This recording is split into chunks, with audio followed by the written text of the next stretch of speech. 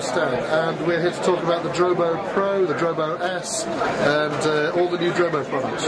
What's your name, mate? My name's Mike Collins. I'm a mere channel director for data robotics. Great stuff. Okay. And we talked to you, I think, last year about the Drobo Share, yes, which is the device for putting a Drobo onto a network.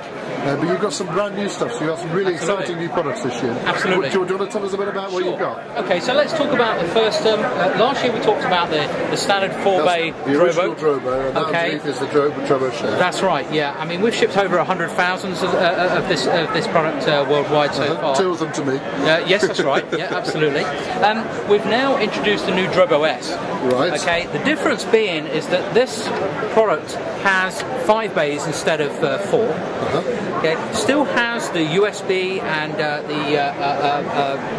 the other interfaces such as FireWire 800 on the back, but now we've got eSATA, and what that means is that the PC users out there in the market can now get speeds of up to 70 megabytes per second. Right, so it is to the PC user what FireWire was to the Mac. Absolutely, absolutely, yeah. So great product, now available, as I say, with 5 bays instead of the 4, which means also you can now get RAID 6 instead of just RAID 5, so 2 parity drives. Oh, I see. So you can now. Does that mean that two drives can fail instead of one? 2 drives can fail, and your data's still kind of safe.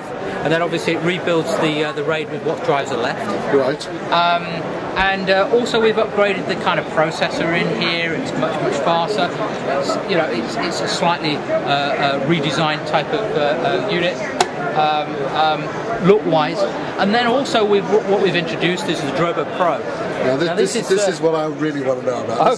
This is the exciting one. So this is a beastie, yeah. So this is a larger unit with interfaces of FireWire 800, USB still, but now we've introduced a gigabit port on the back of this unit. So it's got network ability built in. And now it's iSCSI. Okay. So that means that, again, speeds have increased. They're now around about 70 to 80 megabytes per second.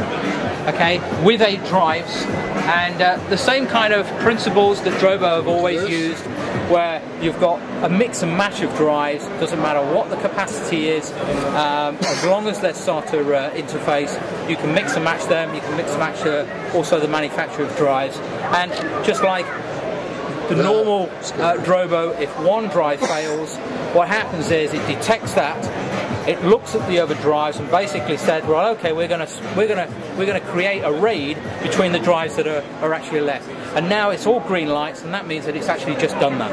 As quick as that? Yep, absolutely. So this drive, let's say for instance, we're calling as failed. Okay, we come along with a new drive, pop the drive in.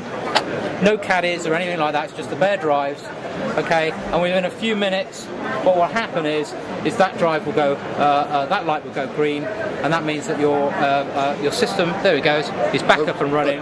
There you go. I took the camera away. My apologies. And you're all good to go again. Great stuff. Okay. So this is more for those customers that are looking for large capacities. They can start off with just 2 drives, and they can increase the drives as and when they want. Right. Now, I mean, one of the other questions I have for you is, so we've got the Drobo S here, and this thing is clearly designed for, one guy on one desk. Absolutely. This unit appears to be designed maybe somewhere in the middle between that and maybe a work group, is it? Yes, it can cover both markets, depending on what their needs are. Is there any, sort of functional difference between what this can do and what this unit can do? Because it seems like there's the opportunity there for a bit more administration flexibility, maybe different partitions for different people, or... Yeah, I mean, on all our products, we all use the same dashboard, so it's all very, very simple to use. It's a pie chart, it gives you a few options of what you might need. Here, isn't it? Absolutely, so it shows you what drives are in here, it shows you how much capacity you've used, you can create kind of like various volumes. And then you can also go into basically a few items where you can kind of like change settings, change the names, and flash the lights, and get upgrades and register the product. Very, very simple to use. That's across the whole range.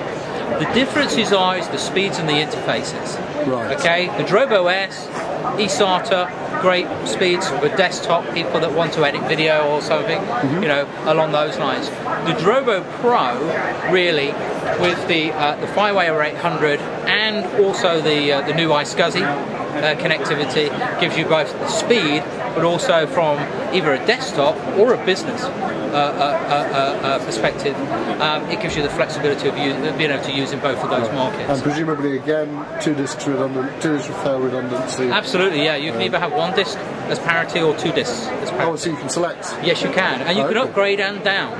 Oh, okay, so if you find that you're running out of space, you can make it down to 1 disc. Yeah, if you can't get hold of a drive quick enough, then you can downgrade it again to RAID 5, not losing any data, okay, still being able to use the Drobo as it's formatted, and give you a bigger capacity as and when you get your new hard drive. Great stuff. Do you want to tell us a quick price? I mean, it's going to be in pounds. The Drobo S is coming out in pounds at around about £499. Right. Pounds, and that's the 5 bay. Yeah, and the Drobo Pro at £9.95. £9.95. Recommended retail price. Right, and I mean, although there's a relatively expensive, it seems to me that the benefit here is that you can use any discs you like. Yeah, and you know, when 3 and 4 terabyte drives come out in the future, you know, you can swap these existing drives out now for those types of drives. So you're not having to go out and buy a new unit. You can just kind of like upgrade the drive. And not only that, you're also not having to then migrate the data to the new drive, which takes forever, and sometimes things are missing, and the big sliding puzzle, because you just put the drives into them. As long as you do them one at a time, one at a time, you're safe. I'm sold on the product. I love it. Thank you very much for your time. How much you want? Thanks very much. Thanks a lot.